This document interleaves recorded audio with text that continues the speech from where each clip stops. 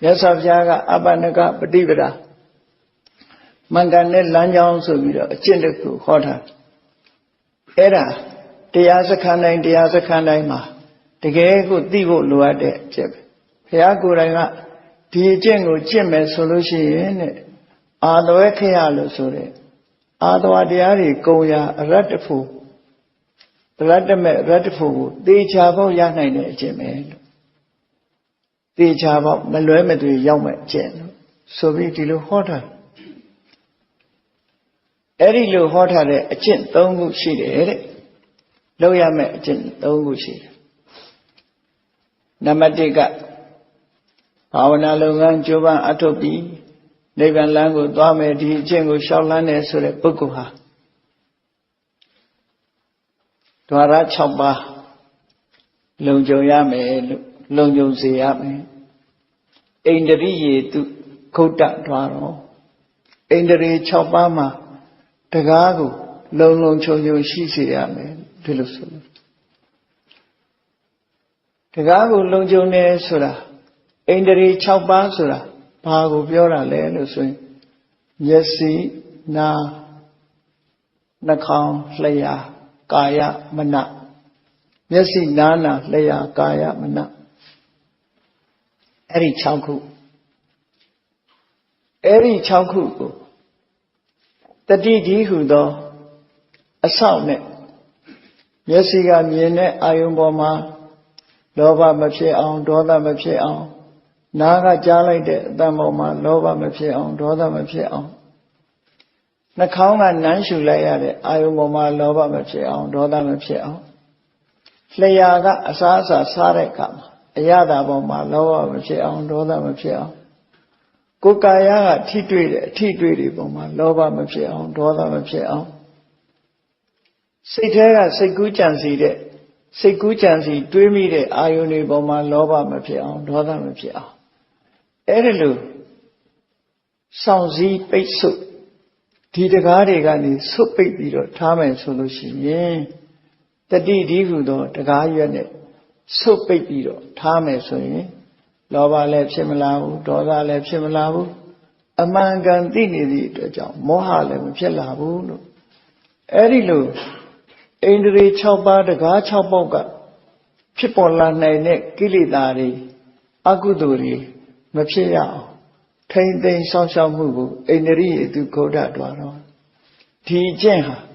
Mangane Jeme. Ado Adiari Gondwasi Nine Chimpulu. Kutanama Shire Santiame Yesiga Yena Vito Loa Pidala, Dola Pidala Naga Jare, Damoma Loa Pidala, Dola Pidala Surago Mena Santi Vito Mapse on Tencho Niame Tilusulu. Ero Tencho Desa, Bane Tencho Les Comyante Ayon the Ku, Ayon Beauty. Tencholuya. Tomo, the Bawa de Adakuboma.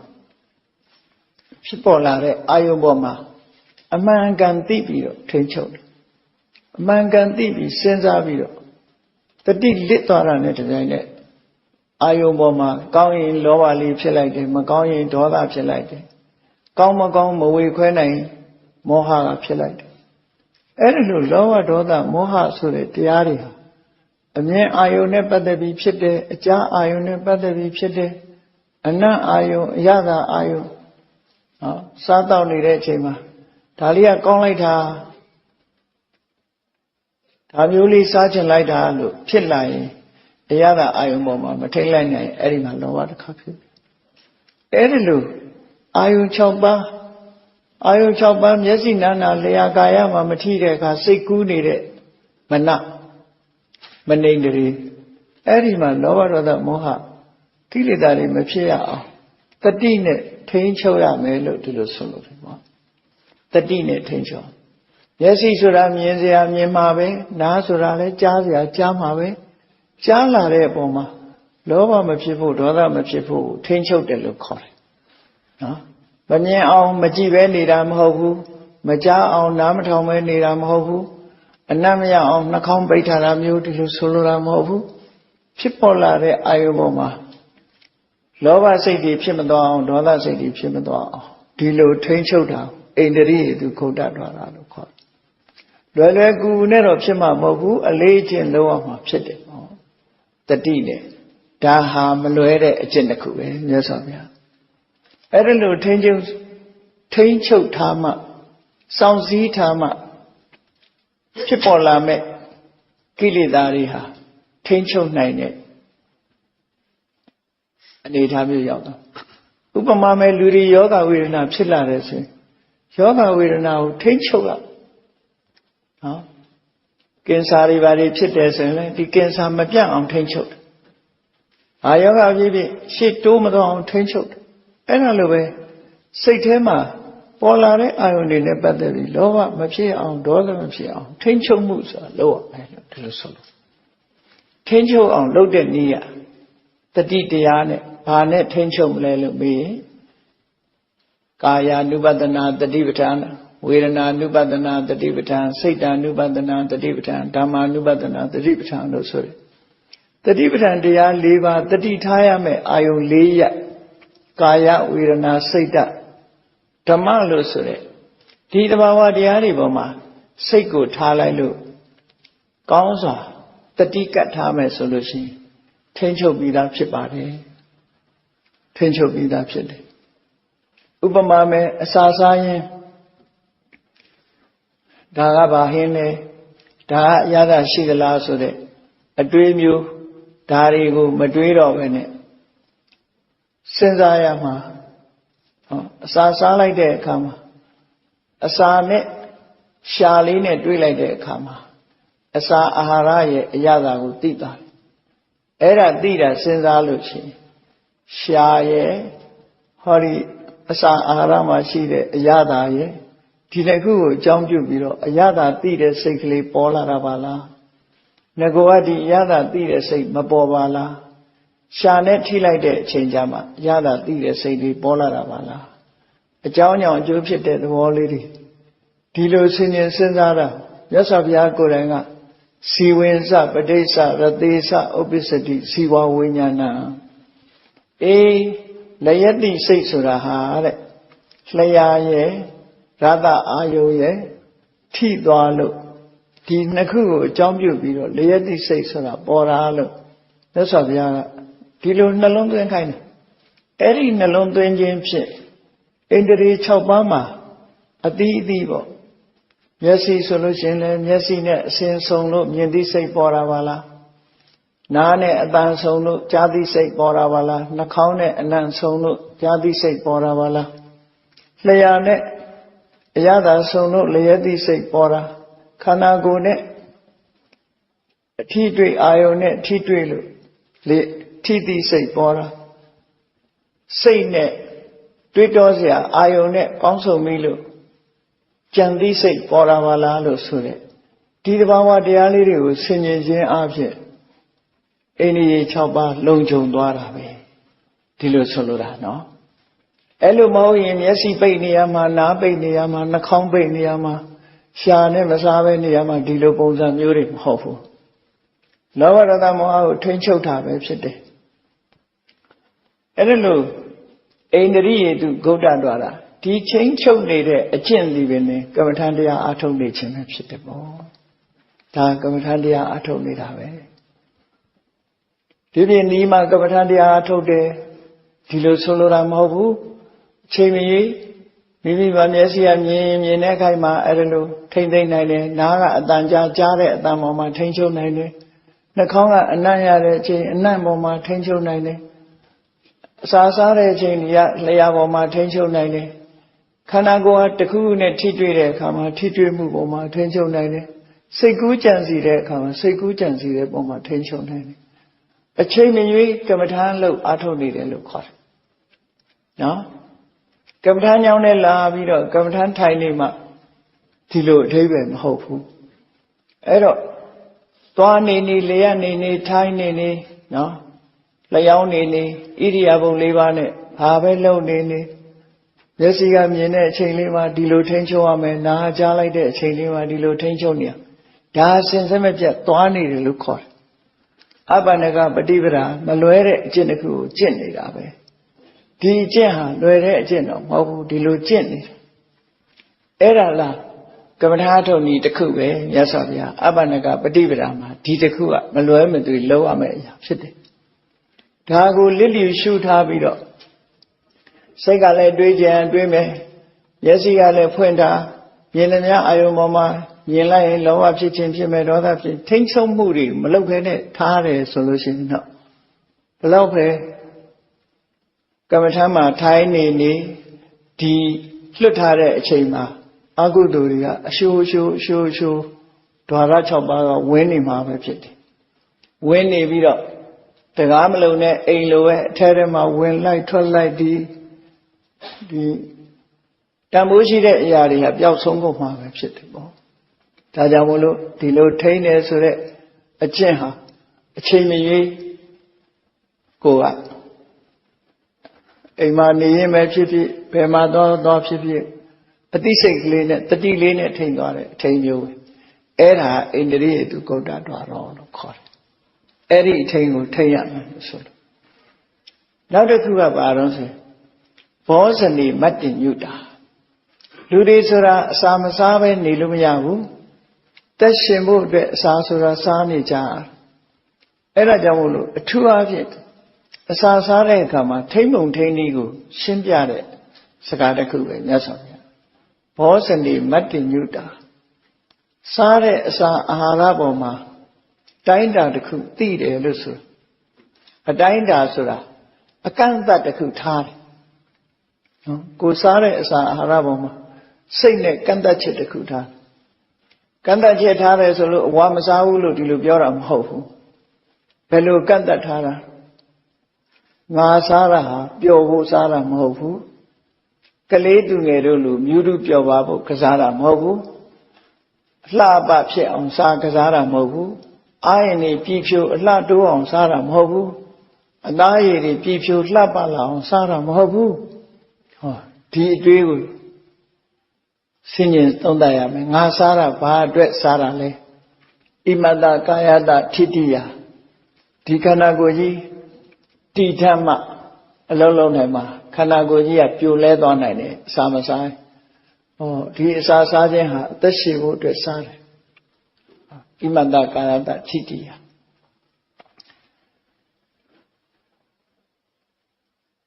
ဝိဟိန္တုပရတိယမစားဘူးဆိုရင်ဆာလောင်မွတ်သိပ်ပြီးတော့စိတ်ပင်ပန်းမှုကိုယ်ပင်ပန်းမှုတွေဖြစ်လိမ့်မယ်အဲ့ဒီပင်ပန်းမှုတွေမဖြစ်ဖို့စားဗြဟ္မစရိယနုက္ခယမြတ်သောအကျင့်ကိုကျင့်နိုင်ဖို့စားယာပနအသက်ရှင်ပြီးတော့မြတ်တပြီးနေနိုင်အောင်စားမယ်ဟောဒါမှန်ကန်တဲ့ရွယ်ချက်ထားမမှန်ကန်တဲ့ရွယ်ချက်၄မျိုးကိုဖယ်ရှားပစ်ပြီးမှန်ကန်တဲ့ရွယ်ချက်၄မျိုးနဲ့စား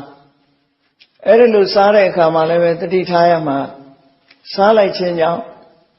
ဝေဒနာဟောင်းဆိုတဲ့ဆာလောင်တာပျောက်သွားမယ်ဝေဒနာသစ်ဆိုတဲ့အစာလုံးလို့အစာမကြေတာတို့စားပြီးတဲ့နောက်ဗိုက်အနေတာမျိုးတွေမဖြစ်စေရဒီလိုဆိုလို့အဲ့ဒါမျိုးတွေမဖြစ်အောင်စားမယ်လို့စားတယ်အတိုင်းတာလေးတစ်ခုနဲ့စားဗိုက်တင်းအောင်စားဘူးဗိုက်တင်းအောင်စားရင်အစာမကြေမှုတွေပါဖြစ်နေကြိုက်တာပေါ်မှာမူတည်ပြီးတော့မစားဘူးငါခန္ဓာကိုယ်ဒီလောက်ဆိုရင်လုံလောက်ပြီကိုယ်အတိုင်းတာလေးနဲ့ကိုအဲ့ဒါကိုရှင်သာရိပုတ္တရာကဘယ်လိုအကြံပေးတော့ဆိုစတ္တာရောပင်စအာလောပိအဘုဒ္ဓဝါဥရကံပိဝေလေးငလုံးလောက်လျှော့လိုက်ပါတဲ့လျှော့ပြီးတော့ရေလေးတောက်ထားလိုက်ပါဗိုက်ပြည့်အောင်အစာကိုလေးငလုံးလောက်လျှော့စားပါလို့ဒီလိုဆိုရရှင်သာရိပုတ္တရာအဲ့ဒါဆိုရင်အလံဖာတုဝိဟာရယတနေ့လုံးနေလို့ထိုင်လို့ကောင်းပါတယ်စာမကြေလည်းမဖြစ်တော့ဘူးနောက်လေးငလုံးဘယ်လိုလျှော့ရမှာတော့ဆိုရင်ဒီလေးငလုံးလောက်ဆိုရင်အိုးမစားနဲ့နည်းနည်းအစာပြေးလာပြီတော်သိလာပြီဆိုရင်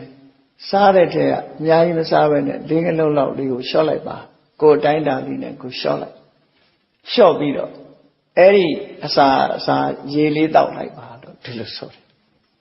အရေလေးတစ်ခုတောက်လိုက်ပါအဲ့ဒီလိုနေလို့ရှိရင်ပေါ့ပေါ့ပါပါနဲ့နေလို့ထိုင်လို့ကောင်းပြီးယောဂဝေဒနာတွေကင်းပါလိမ့်မယ်ဒီလိုဆိုတာရှင်သာရိပုတ္တရာစတ္တရောပင်စအာလောပိအဘုဒ္ဓဝါဥရကံပိဝေ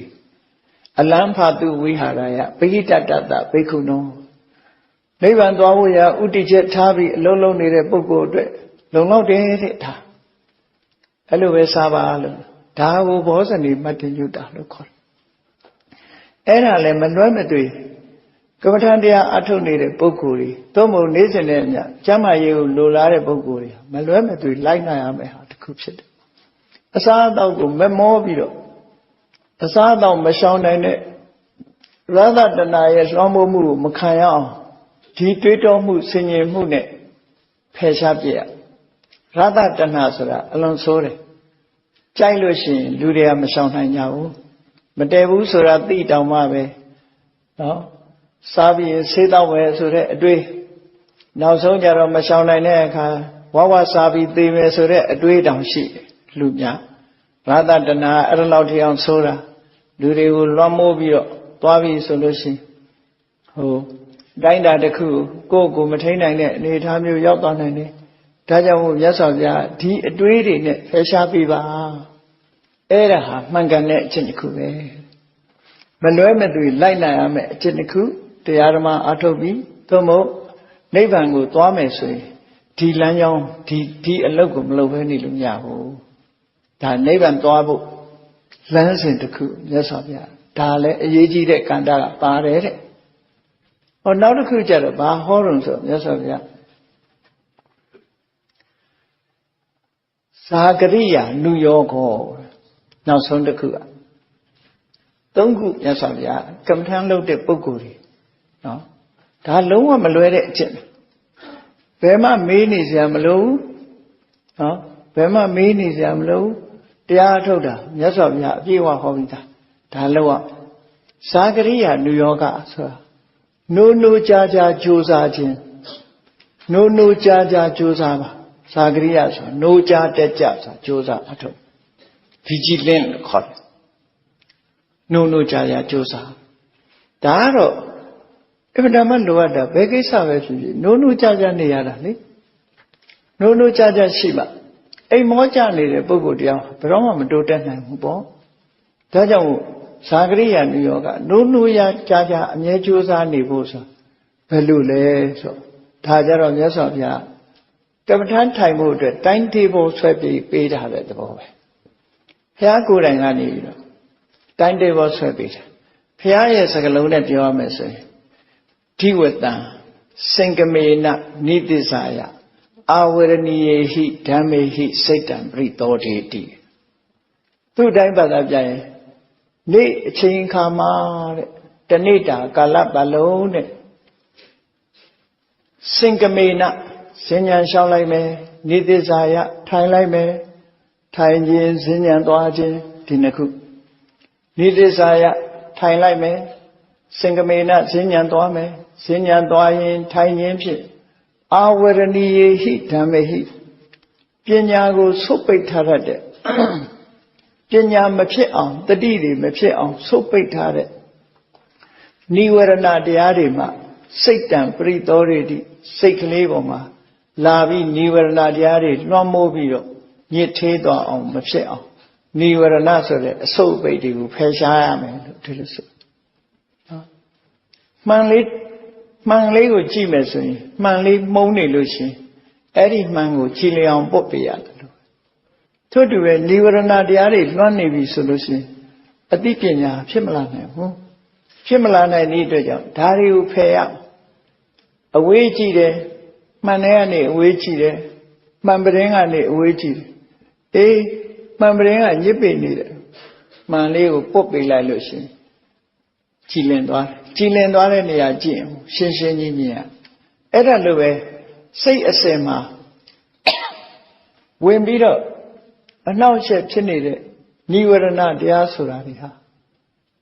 အနှောက်အယှက်ပိတ်ပင်အကာအကွယ်တွေဖြစ်လို့အဲ့ဓာတွေကိုတနေ့ကုန်တနေ့တာကာလမှာ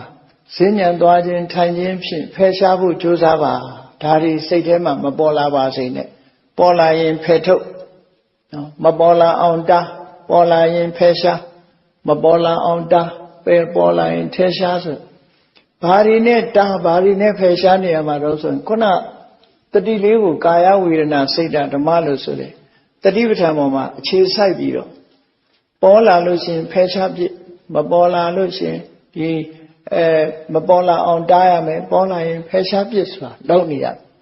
Error never not the Asura, Bari don't know me Lucien. Kamis and that you were not. Nitasia, Ayoni Boma. Nitade, Lucien, say Sandal. Da alone they waited. Kamis and us alone they waited. Alone they waited. Kazajan, say Sandal. People, we don't like that. Umame. They are tying down my way. Tying in the area is a secondly so in Eriboma, Tayamu lady children, no? Tilo the ball. Ero Mataya, Yejida, Isa deboma, Mataya Ulu Sodura Mofu. Isa deboma, Taimiro, Era Leo Jade, Tayamu lay Drebido, Tailo Golitas from Yuma people, no? Tilo Solura, Tayamu Lydia, when at the debo.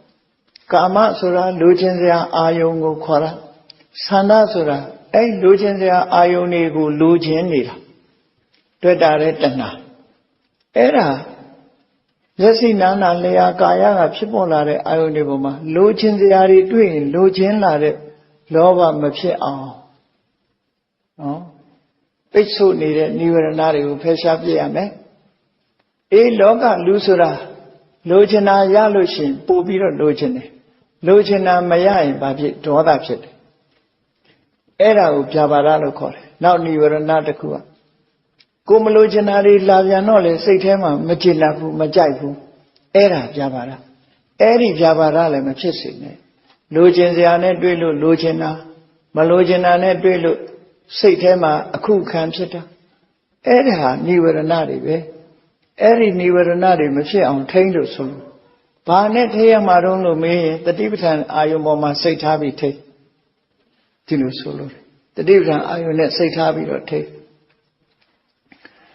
In Nadakuga, Yasaviara, Erilu, Niveranari ma. Tina made that Niveranari. Kudo diaboma, Mapio Muide say. Tiseka le Pola, don't so loud. Mabio Muibu, a Loloama, now don't lie, so the Satakli Bola and Tina made out of court. Now the car, the Ioniboma, Lumpian Bido, Duide, a take up Chipogere, Yariboma, Sipurari, Polare, Odessa, Gogosa, Eri Niveranari, Lemapia, Tayam, so. Now the car,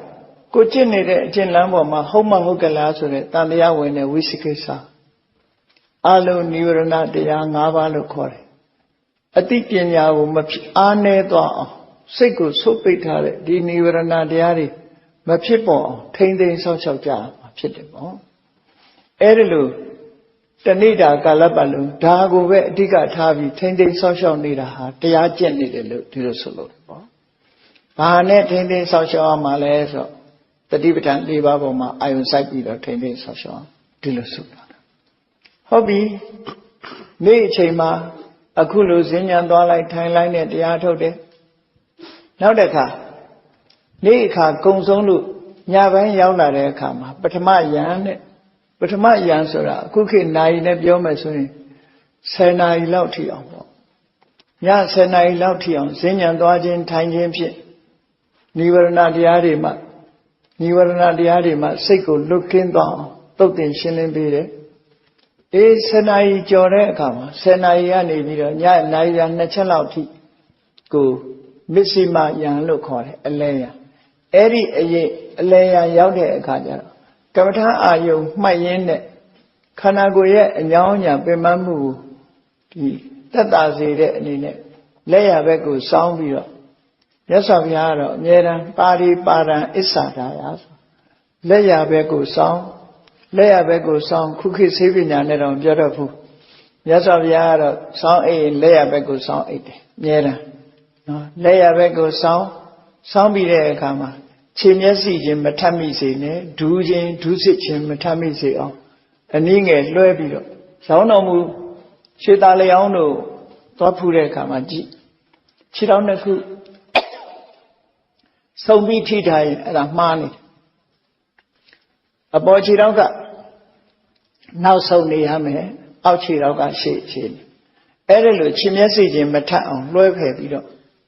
မြတ်စွာဘုရားကျင့်နေရှိတယ်တပည့်တွေကိုလည်းအဲ့တိုင်းပဲဒက္ခိနေနပတ္တိနလက်ရနံပါးဖြင့်တဲ့ပါတိလက်ဝဲခြေပေါ်မှာပါဒံလက်ရခြေကိုအစ္ဆန္ဒယအနည်းငယ်လွှဲဖယ်ဖယ်ထပ်ထား၍ဒီခြေမျက်စိချင်းထိရင်ကြာရင်အယိုးချင်းထိသည့်အတွက်ကြောင့်နားလာမယ်ဒုစစ်ချင်းထိရင်လည်းကြာရင်အယိုးချင်းထိလို့နားလာမယ်အဲ့ဒီလိုမဖြစ်အောင်နည်းနည်းလွှဲပြီးတော့ထားပါကမ္မထာအာယုံလေးနဲ့ဥဋ္ဌာဏပညာမနတိကတ်တော့ဘယ်ချိန်ထမယ်ဆိုတာစိတ်ထဲမှာမှတ်ထားပါထမယ်ဆိုတဲ့စိတ်လေးကိုစောင့်တည်ထားပါ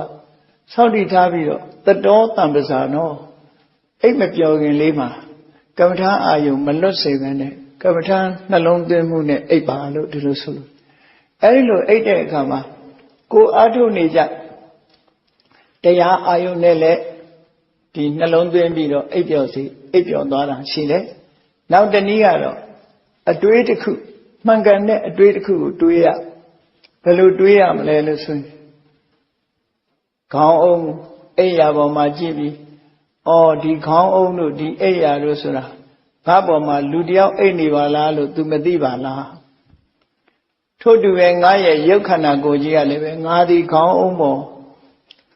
ခေါင်းကအိပ်ပြီးတော့အိပ်ရာပေါ်မှာလဲလျောင်းနေပါလားဆိုတဲ့အတိသူမှမရှိဘူးအတိရှိတာတော့အဲ့ဒီခန္ဓာကိုယ်ကြီးကိုမှီပြီးဖြစ်နေတဲ့နံတရားကသာသိတာပါလားလို့အိပ်ရာကြီးကလည်းရုပ်တရားအသိစိတ်ရဲ့တရားခန္ဓာကိုယ်ရုပ်ခန္ဓာကိုယ်ကြီးကလည်းရုပ်တရားအဲ့ဒီပေါ်မှာမှီပြီးဖြစ်တဲ့အသိစိတ်တွေကသာနံတရားပဲဒီဟာအကြောင်းကြောင့်အကျိုးဖြစ်နေတဲ့သဘောလေးတဘာဝတရားတွေသူကသူဖြစ်နေတဲ့သဘောတရားလေးကိုဆင်ញင်ရင်နဲ့အိပ်ပျော်သွားလို့ရှိရင်တတော်တံပဇာနောလို့ဒီလိုခေါ်တယ်အဲ့ဒါလို့ဆိုထားတယ်အဲ့ဒါလို့လေးစဉ်းစားပြီးတော့အိပ်လိုက်တာနှစ်ချက်ထိုးကြတော့ပြန်ထပြီးတော့ပစ္စည်းမယံလို့ဆိုတဲ့နောက်ဆုံးအချိန်ရောက်တဲ့အခါလဲပြန်ပြီးတော့ခုနလိုပဲနိဝရဏတရားတွေကစိတ်ကိုလာပြီးတော့မရစ်ပတ်အောင်မကာကွယ်အောင်အဲ့ဒီမနှောင့်ယှက်အောင်နိဝရဏတရားတွေကစိတ်ကိုတုတ်တင်ရှင်းလင်းရမယ်ကမ္မထာအာယုန်နဲ့အဲ့ဒီလိုမပြတ်ကြိုးပမ်းအထောက်သွားလို့ရှိရင်ဒါကိုဇာကရိယာနုယောဂနိုးကြာကြိုးစားခြင်းလို့ဆိုတယ်ဒါကမ္မထာထိုင်ရမယ်တိုင်းတေဘောပဲနော်အဲ့ဒါမြတ်စွာဘုရားဟောတဲ့နည်းပဲမြတ်စွာဘုရားအပ္ပနကတုတ်ဆိုတာ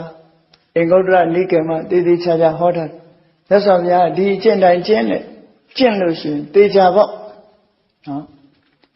အရတ္တမေရတ္တဖို့ရစေတတ်တဲ့မလွဲတဲ့လမ်းကြောင်းပဲဒီအတိုင်းမှကျင့်မှလို့မြတ်စွာဘုရားအပ္ပနကတုတ်မှာဒီအချက်၃ချက်ကိုလိုက်နာကျင့်သုံးပြီဆိုလို့ရှိရင်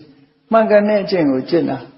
တကယ်ကိုတေချာပေါ့ဉာဏ်နာဖြစ်နိုင်တဲ့အကျင့်ပဲလို့မြတ်စွာဘုရားဒီလိုဟောကြားထားတာဖြစ်ပါတယ်ဒါကြောင့်မို့တရားချစ်ခင်သူတော်စင်ပြိဿပေါင်းတို့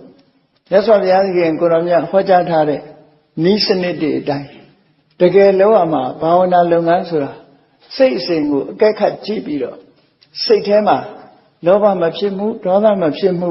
မောဟမဖြစ်မှုဆိုလောဘဒေါသမောဟဆိုတဲ့ကိလေသာအညစ်အကြေးတွေနိဝရဏတရားတွေကိုယ်တဏ္ဍမှာမဖြစ်အောင်ဖယ်ရှားသုတ်တဲ့နိုင်ခြင်းဟာအဓိကအလုပ်ဖြစ်တယ်ဆိုတာကိုနှလုံးထားပြီးမြတ်စွာဘုရားဟောကြားတဲ့အကျင့်အတိုင်းကျင့်သုံးလိုက်နာနိုင်ကြပါစေကုန်သတည်း